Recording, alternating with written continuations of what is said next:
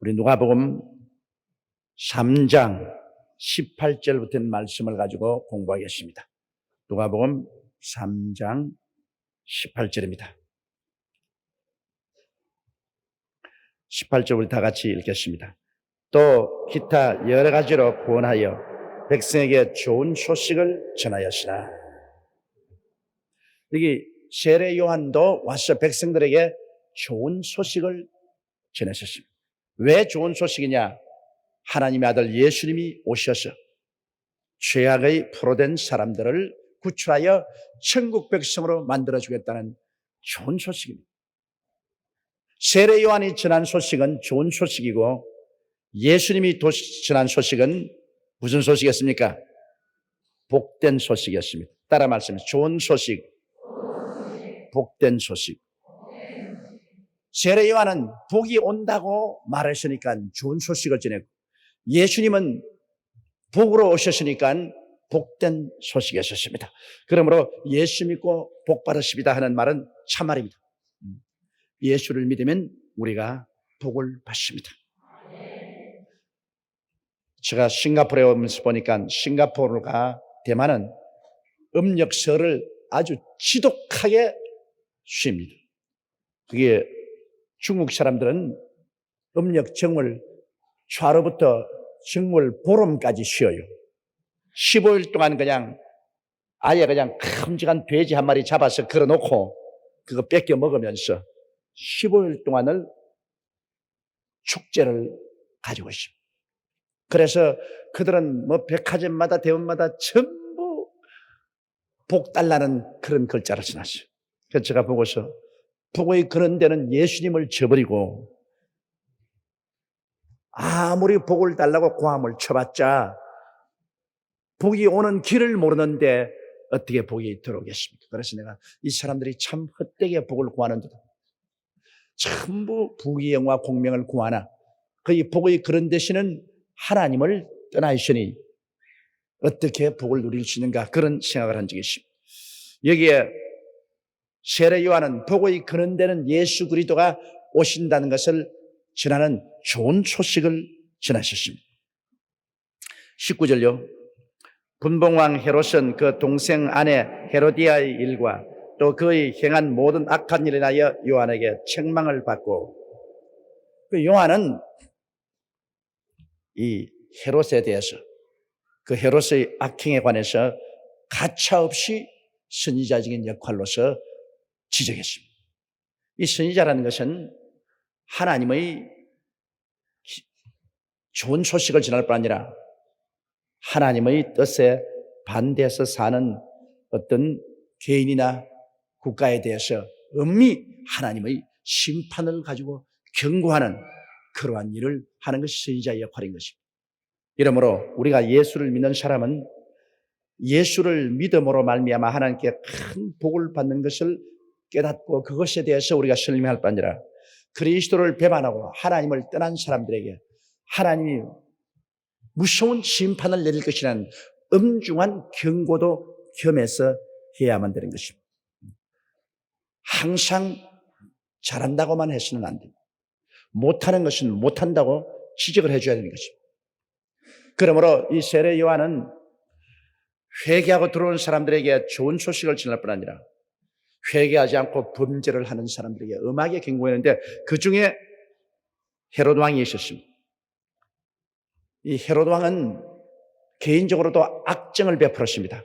사람이 성격이 포악해서 악정을 베풀었는데, 그에도 한술 더 떠서 자기 동생 빌립의 아내 헤로디아를 빼앗아서 자기 아내로 삼았습니다. 그러니까 자기의 제수를 빼앗아가지고서 자기 아내로 삼았습니다. 그러니까 아주 콩가루 집안입니다. 세상에 자기 제수를 빼앗아가지고 자기 아내로 삼는 법이 어디 있어요? 그러나 자기도 아버지 대헤롯 대왕으로부터 분봉왕이 되었고 자기 동생 빌립도 분봉왕으로 임명을 받았는데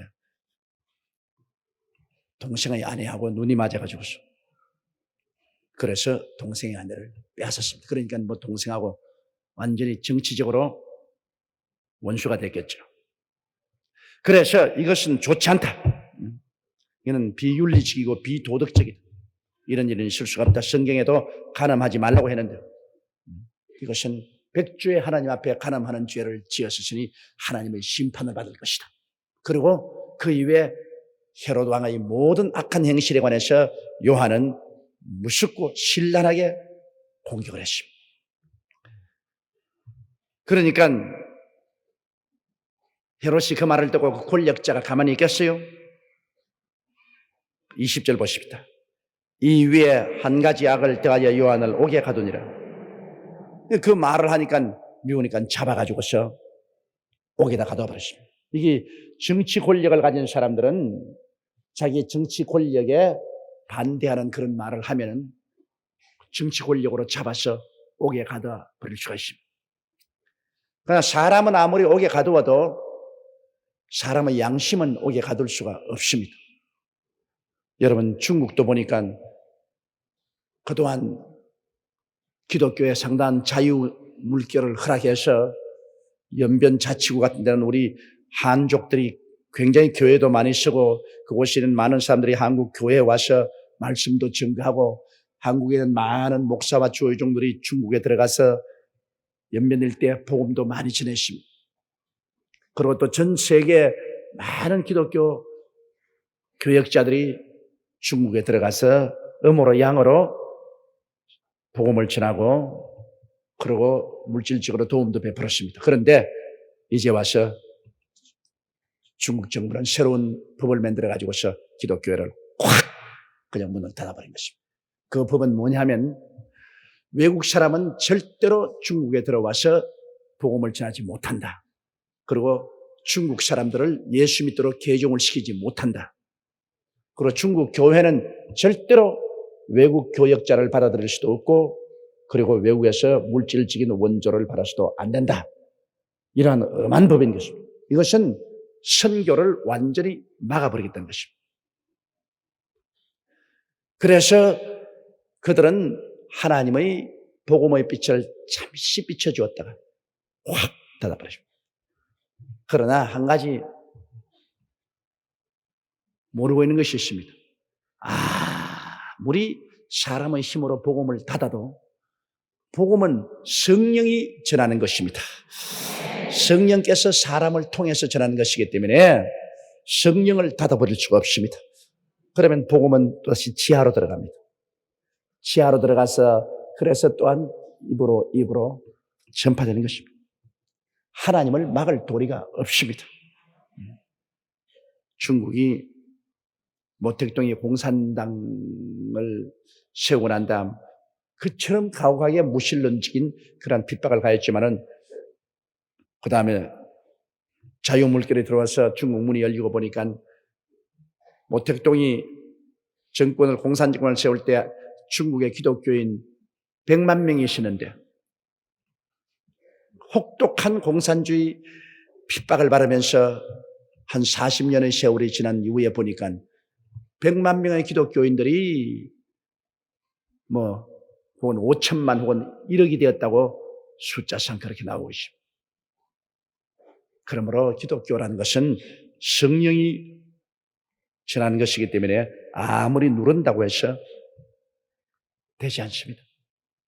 요한을 감옥에 갖춘다고 해서 하나님을 감옥에 가둘 수는 없거든요. 요한이 말한 것은 하나님 말씀을 말했습니다. 하나님을 감옥에 못 가둡니다. 결국에는 요한을 감옥에 가둔 죄까지 하나 더 짓게 된 것입니다.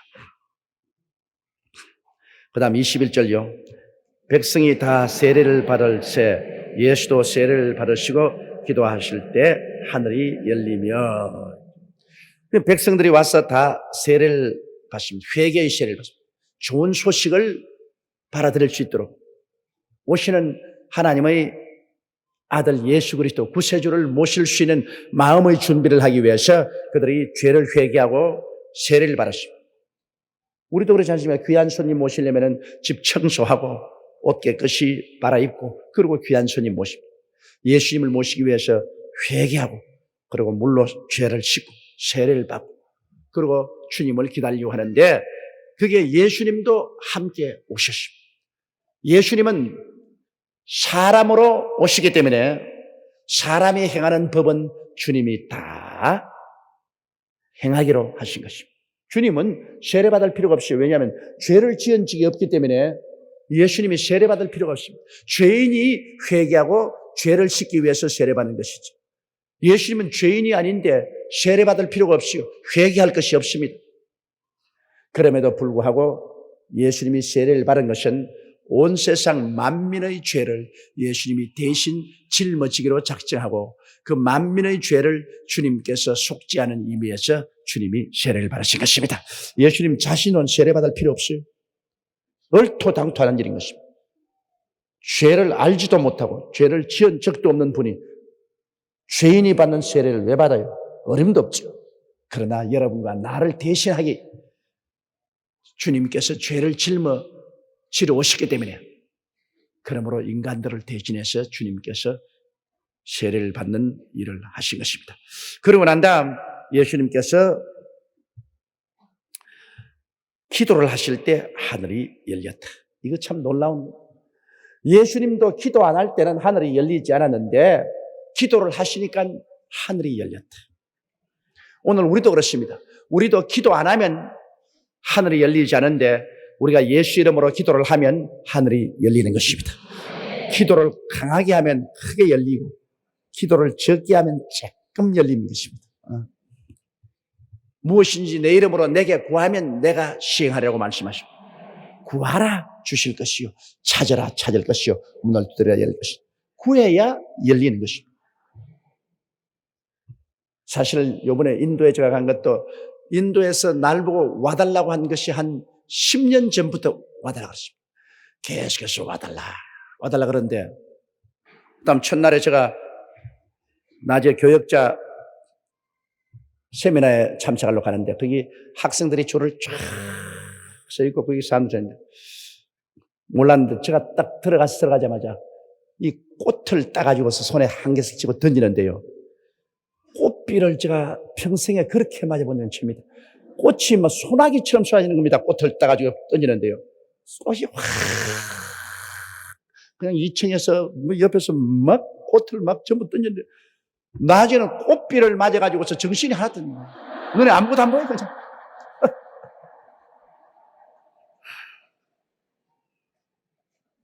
그들이 참으로 그 하나님께 은혜를 받겠다는 그 갈급한 심정은 정말 눈물이 날 지경이십니다. 이러므로 우리는 자유의 하늘나라에 자유의 땅 위에서 참 한국 사람 만침 복음의 풍성한 은혜를 받고 마음대로 찬송하고 마음대로 성경 읽고 마음대로 기도하고 예배 드릴 수 있는 우리가 이것을 누리고 있으니까 이 풍성한 은혜가 얼마나 좋은지 모르지만은 이렇게 누리지 못하는 사람들을 보게 될 때 참으로 우리는 복된 사람이라고 생각이 됩니다. 그러므로 기도해야 하늘 문이 열립니다. 기도를 하면은 그런 신기한 일들이 일어나는 것입니다. 하나님이 문을 여시고 하늘에서 응답이 내온다. 첫째도 기도요, 둘째도 기도요, 셋째도 기도해야 됩니다. 기도하지 않으면 형식적으로 왔다 갔다 한 그런 신앙으로서는 안 되는 것입니다. 그러므로 백성이 다 세례를 받을 때 예수도 세례를 받으시고 기도하실 때 하늘이 열리며 그 다음 22절요. 성령이 형체로 비둘기같이 그 위에 강림하시더니 하늘로서 소리가 나기를 너는 내 사랑하는 아들이라 내가 너를 기뻐하노라 하시니라. 기도하면 하늘이 열리고 성령의 역사가 시작된다. 예수님이 기도하니까 하늘이 열리고 제일 처음으로 주님이 성령 하늘에서 내려오도록 하셨다. 이것은 무슨 의미냐? 모든 인생 문제의 해답은 성령에 있다. 그 말이신 것입니다. 주님이 30세 요단강에서 세례 받으시고 기도하실 때 하늘 문이 열리고 하나님이 아들에게 부어준 제일 첫째가 성령입니다. 다른 건 아닙니다. 성령이 오면 모든 문제가 해결된다. 인간의 죄악의 문제, 인간의 싸움의 문제, 질병과 저주의 문제, 절망과 죽음의 문제, 모든 것이 하나님의 성령이 역사하면 다 해결된다. 왜냐하면 땅이 공허하고 혼돈하며 흑암이 깊음에 있고 하나님의 성령이 수면에 운행하시더라. 하나님의 성령이 수면에 운행하시니까 그 다음부터 어두움에서 빛이, 하늘이, 육지가, 각종 열매 맺는 나무와 풀들이, 해와 달과 별이, 공중의 새와 물고기가, 땅에 기는 짐승들이 생겨난 것입니다. 이 성령의 역사는 바로 생명의 역사요, 생산의 역사요, 하나님의 영광의 역사인 것입니다. 이러므로 성령의 역사를 여러분 거역하고는 절대로 우리 신앙이 존재할 수 없습니다. 믿고 예수 믿고 성령 받고 그 다음 성령과 동행을 하면은 하나님의 성령은 우리의 영혼만 주께로 인도해서 구원하는 게 아니라 우리의 모든 환경과 운명을 변화시키는 것입니다. 흑암에서 광명을, 무질서에서 질서를, 죽음에서 생명을, 추에서 미를, 가난에서 부여로 변화시키는 하늘나라 역사를 베푸는 영이 바로 성령이신 것입니다. 천국을 가져와요. 회개하라. 천국이 가까워왔다. 그 가까운 천국이 언제 우리 속에 맺냐? 오순절날 성령이 맺을 때 천국이 우리 안에 들어오게 된 것입니다. 이러므로 하늘나라의 역사는 성령으로 말미암아 이루어지는 것입니다. 그렇기 때문에 제가 여러분에게 늘 말씀드린 것은 성령 충만하라. 그리고 매일같이 성령님을 인정하고 환영하고 모시드리고 성령과 동행하라. 그렇게 하는 이유가 그게 있는 것입니다. 그 성령이 오시면 우리에게 천국이 이루어지고 마귀가 오면 우리의 가운데 지옥이 이루어지는 것입니다. 그러므로 예수님께서 기도를 하니까 하늘문이 열리고 하늘에서 성령이 비둘기 같은 형태로 임해요. 그냥 안 보이게 임해도 괜찮은데 그때 사람들은 무엇인지 눈에 보아야 하기 때문에 아마 예수님이 특별히 눈에 보이도록 성령을 보내달라고 하나님께 구한 것 같습니다. 그러니까 성령이 모든 보는 사람 앞에서 예수님 위에 비둘기와 같이 임했다. 그 왜 성령을 비둘기와 같은 형상으로 보내느냐? 그것은 성령님의 성격을 표현하기 위해서 비둘기로 보낸 것입니다. 여러분, 비둘기는 보면은 온순한, 온유한 날짐승의 대표적인 것이 비둘기입니다. 비둘기는 절대로 남에게 해를 끼치지 아니하고, 그리고 비둘기는 썩은 것 먹지 않습니다. 이처럼 이 성령께서는 절대로 마귀와 같이 하지 아니하고, 성령은 절대로 해를 끼치지 않습니다. 성령은 비둘기와 같이 굉장히 온유한 성령, 굉장히 부드럽고 따뜻하고, 그리고 정결하고 깨끗한 그런 영이시라는 것을 보여주기 위해서 비둘기의 형상으로 임하신 것입니다. 이래서 하나님의 성령이 예수 그리스도 위에 임하셔서 성령의 물세례 받고 올라오자마자 성령의 세례를 받으십니다. 예수님은 원래 성령으로 잉태되셨습니다. 그러므로 성령이 그 속에 계셨습니다. 그럼에도 불구하고 요단강에 세례를 받을 때는 또다시 하늘에서 성령이 임하시는 그러한 체험을 하신 것입니다. 우리도 한 가지입니다, 여러분. 우리가 회개하고 예수를 믿으면 성령이 우리 속에 와서 그 하시는 것입니다. 그래서 우리가 성령으로 말미암아 하나님을 아버지라고 부르게 되고, 성령으로 말미암아 하나님 말씀도 깨닫게 되고, 찬송도 하게 되고, 기도도 하게 되고, 성령의 열매도 맺게 됩니다만, 성령 세례 받으면 우리 속에 임하신 성령이 또다시 우리 위에 임하는 체험을 주시는 것입니다. 이 성령이 임하시면 그것은 권능을 받게 되는 것입니다. 성령이 회개하고 속에 들어오면 하나님의 아들이 되게 하는 영이에요. 아들의 영으로 오시는 것입니다. 그리고 성결의 영으로 오시지만은 위에 임하시는 성령은 갑옷을 입히는 권능의 성령인 것입니다. 성령이 위에 임하시면 그때부터 성령께서 우리의 삶 속에 권능을 나타내기 시작하는 것입니다. 이러므로 여러분이 예수 믿고 구원을 받은 사람은 그리스도의 영이 있습니다. 그리스도의 영이 없는 사람은 그리스도의 사람이 아닌데, 성령 세례를 받으면 여러분께서 이제는 권세를 받아서 기도가 권세가 있고 전도가 권세가 있습니다. 그리고 신앙생활에 권세와 능력이 따른다. 이러므로 우리가 권세 있고 능력 있는 그런 신앙생활을 해야지요. 권세와 능력이 없는 신앙생활은 안 됩니다. 제가 세계 다니면서 많은 통역을 써보는데요. 저는 막 기도를 많이 하고 성령이 충만해서, 그래서 강단에 올랐을 때는 성령님이여 인정합니다, 환영합니다, 모시됩니다, 이럽니다. 같이 갑시다. 성령 같이 갑시다. 그러고 나갑니다. 통역이 별로 기도를 안 하고 대개 오는 통역이 많습니다. 그럼 제가 열심히 설교를 해나가는데 한 반쯤 대개 해나가면 성령이 와 계시기 때문에 저는 점점 힘이 더 생겨요. 한 중간쯤 가면 막 굉장히 힘이 생겨서 목 쉰 것도 다 튀고 그냥 점점 목소리도 더 우렁차지는데 이 통역이 못 따라오는 겁니다. 그냥 숨이 차고 목이 꽉 메이고 못 따라와요. 제가 언제나 해외 가서 복음을 증거할 때 곤혹스러움을 느끼는 것은 이 통역이 못 따라오는 것이 가장 문제인 것입니다. 강하게 성령이 부리면서 막 하면 통역이 또 그렇게 따라와야 하는데 뭐 통역이 불 꺼진 기차토처럼 푹푹푹푹 그때 내가 느끼는 것은 내가 기도를 적게 해가지고서 성령 충만 안 하니까 인간의 힘으로 하니까 이 모양 아니야. 인간의 힘으로 말씀을 증가하려면 얼마 가다가 인간의 힘이 닿으면 그냥 푹푹푹 힘이 빠집니다. 그러나 성령의 능력으로 하면요 그렇게 찌는 듯이 덥고 땀이 막 줄줄줄줄 흘러요. 설교하는데 속에서 땀이 물로 흘러가는 소리가 다 들립니다. 그냥 이 가슴에서 땀이 쭉 그러니까 이 구두 속에 물이 찰박하게 채입니다. 그럴 정도로 땀이 있어. 그래도 지치지가 않습니다. 하나님 능력이 그냥 확 잡아가지고서 성령의 권세로서 말씀을 전하십니다. 그러고 난 다음 설교 다 마치고 호텔에 들어가면 완전히 콩죽 팥죽이에요. 그냥 성령이 떠나고 나면은 뭐 완전히 녹초가 돼요. 녹초가. 그러므로 하나님의 성령이 임하시면 얼마나 성령이 우리에게 능력과 권세를 준다는 것을 제가 해외 선교를 나가보면 절실히 알 수 있습니다.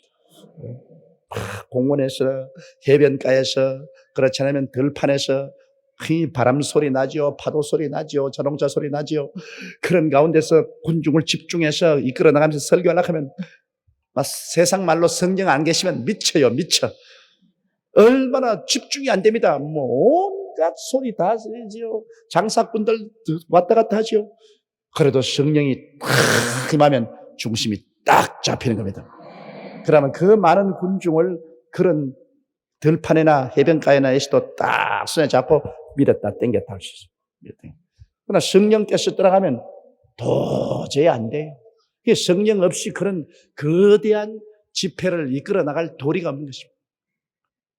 이러기 때문에 그런 큰 군중 집회를 하고 하나님 사역을 하든지 안 그러면 내가 개인적으로 이 땅에 살든지 모두 다 성령의 권능을 받고 살면은 우리가 하늘나라 역사를 베풀고 살 수 있는 것입니다. 우리 여의도 순복음교회 성도들은 더구나 말할 필요 없이 예외 없이 모두 다 성령으로 충만함을 받아야 되는 것입니다. 성령 충만한 그러한 신앙생활을 해야 되는 것입니다. 오늘 제가 여기 여러분에게 강의하러 나오기 전에 혼자서 방언으로 기도를 많이 하고 나왔습니다. 제가 전번 주일에도 방언한 이익이 무엇이냐고 했지만은 우리가 하나님 사업을 나갈 때 성령 충만해서 나가려고 할 때는 방언으로 기도하면 성령이 충만해지는 것입니다. 그러면 방언으로 기도를 많이 하고 나가면 하나님 말씀 증하는데 힘이 들지가 않아요. 성령이 같이 계십니다. 그러나 방언 기도를 적게 하면은 힘이 들어요. 이런 여러 가지 일들이 있습니다. 그런데 예수님이 기도하시니까 성령이 비둘기같이 그 위에 강림하신. 그 다음에는 하늘에서 소리가 난 하나님께서 하늘에서 들리는 소리로 모든 사람이 들리는 소리로 주님 말씀하신. 요사이는 하나님께서는 들리는 소리로 말씀 안 하는 이유가 우리 속에 성령이 들어와 계시기 때문에 성령이 직접 우리에게 말씀을 하시는 것입니다. 우리의 생각을 통해서 성령이 말씀하심으로 하나님이 직접 들리는 소리를 말할 필요 없죠. 그러나 그 당시에는 아직 사람들이 성령을 받지 않은지라 성령을 통해서 고요하고 잠잠한 음성으로 말하지 아니할 때이기 때문에 하늘에서 들리는 음성으로 우렁차게 말씀을 하셨습니다. 그래서 하나님 말씀하기를 너는 내 사랑하는 아들이라 내가 너를 기뻐하노라 하시니라. 야, 이거 얼마나 하나님이 예수 그리스도의 첫 출발 때부터 하나님 모든 사람 앞에서 확정을 시켜주는 것 아닙니까? 사람들은 뭐 보통 예수님이 성자다, 그러면 뭐 정치가다, 학자다, 종교가다 그렇게 평론을 하고 있는데 모든 사람 보는 앞에서 하늘 문이 열리고 하늘에서 성령이 비둘기같이 쫙 내려오더니만 예수님 머리 위에 황금빛을 내면서 임하시면서 하늘에서 우렁찬 소리가 나서 말하기를 너는 내 사랑하는 아들이요 나의 기뻐하는 자라. 이것은 예수 그리스도를 하나님께서 처음 출발부터 영화롭게 한 것입니다. 그의 목회 출발입니다. 30세 출발에 하나님께서 모든 만민에게 예수님은 보통 사람이 아닌 예수님은 하나님의 친아들이요 하나님께서 인류를 구원하기 위해서 보낸 메시아다. 이것을 보증을 하고 주님께서 보내신 것입니다. 그렇기 때문에 그 말씀을 들은 사람들이 성경에 이렇게 다 기록해 놓지 않습니까? 예수님은 하나님의 사랑하는 아들이요 하나님이 기뻐하는 겁니다. 하나님이 이 우주 가운데 가장 사랑하는 자가 예수님이시고 하나님이 가장 기뻐하는 자가 예수님이십니다. 여러분, 이 모슬렘교들이 믿는 알라신하고 우리 야훼 하나님하고 틀린 점이 어디냐? 우리의 야훼 하나님은 삼위일체입니다. 아버지와 아들과 성령 삼위가 일체가 되어 있기 때문에 영원 무궁전부터 영원까지시도 우리 하나님은 외롭지가 않습니다. 왜냐하면 아버지와 아들과 성령 삼위일체가 있습니다. 외롭지가 않아요. 그러므로 하나님은 사랑의 하나님이 될 수밖에 없는 것은 세 분이 하나로 있으니까 세 분이 하나로 뭉치는 것은 사랑입니다. 사랑이 아니고는 하나로 뭉치지 않아요. 세 하나님이 아니라 세 분이 한 하나님이 되어 있습니다. 완전히 한 하나님이 되어 있습니다. 삼위일체입니다. 인격 각각 아버지, 아들, 성령 다른 인격을 가지고 있으나 하나님은 이분이 한 하나님이 되어 있습니다. 그래서 세 분이 한 하나님으로 역사하기 때문에 그 가운데 그 뜨거운 사랑 활활 타는 그 불같은 사랑이 세 인격체를 한 하나님으로 묶어놓은 것입니다. 이러므로 하나님은 사랑이시죠. 그러나 이 모슬렘 교도들이 믿는 그들의 알라신은 유일신이라고 합니다. 우리 기독교를 보고 어떻게 세 하나님이 한 하나님이 될 수 있냐고 비난을 합니다. 그러나 유일신은 어떤 신입니까? 고독한 신입니다. 영원부터 영원까지 혼자서 탁 이러시니 그는 사랑이 없는 무시무시한 옹고집 신입니다. 여러분, 만일 알라신이 이 우주의 신이면 끝장났어요. 왜냐? 영원히 혼자 있는, 영원부터 영원까지 혼자 있는 사람. 얼마나 고독합니까? 혼자서 그게 사랑이라고는 전혀 없어. 혼자 있으니 대화할 것도 없어. 그게 무지무지하게 고독하고 옹고집이고 대화가 없는 이런 신이 어떻게 여러분 인류를 구원할 수 있습니까? 그건 사탄이죠. 그건 마귀입니다. 그러나 우리가 믿는 하나님은 삼위일체 하나님, 아버지가 아들, 성령, 삼위일체 하나님이 뜨거운 사랑으로 한 하나님이 되어서 역사한다. 아들 속에 아버지와 성령이 계시고 성령 속에 아버지와 아들이 계시고 아버지 속에 아들과 성령이 계시고 할렐루야.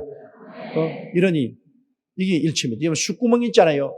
숯구멍에 불이 들어가면 뭐가 됩니까? 숯구멍이 숯도 불이고 불도 숯입니다. 그렇죠? 숯으로 있을 때가 아닌데 숯 속에 불이 들어가니까 확 붉은 불이 숯 속에 타고 있으니까 어느 것이 숯인지 어느 것이 불인지 분별할 수 없습니다.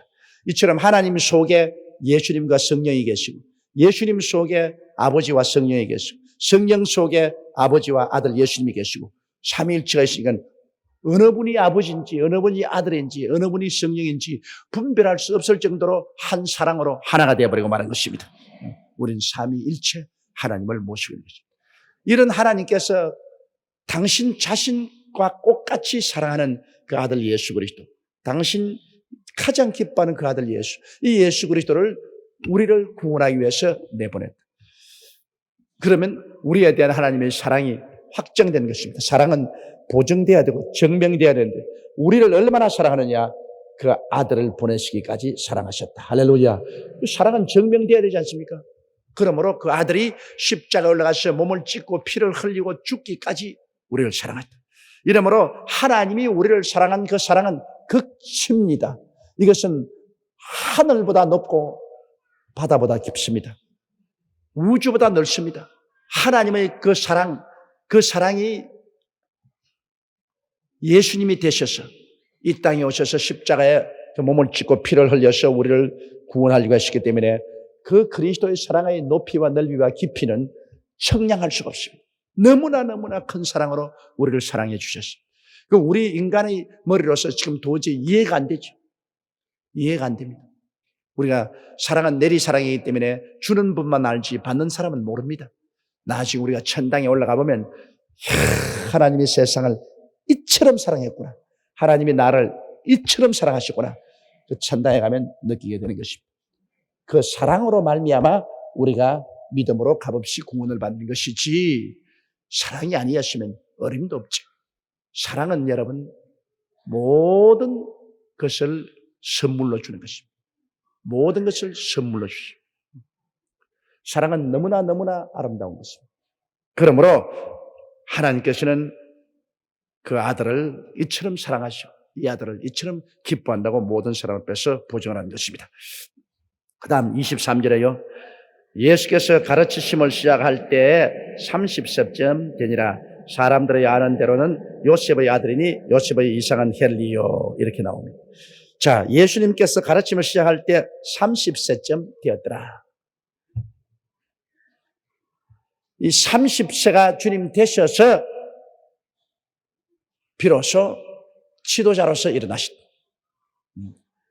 이 유대인들은 지도자로서 일어난 나이를 30세로 정하고 있습니다.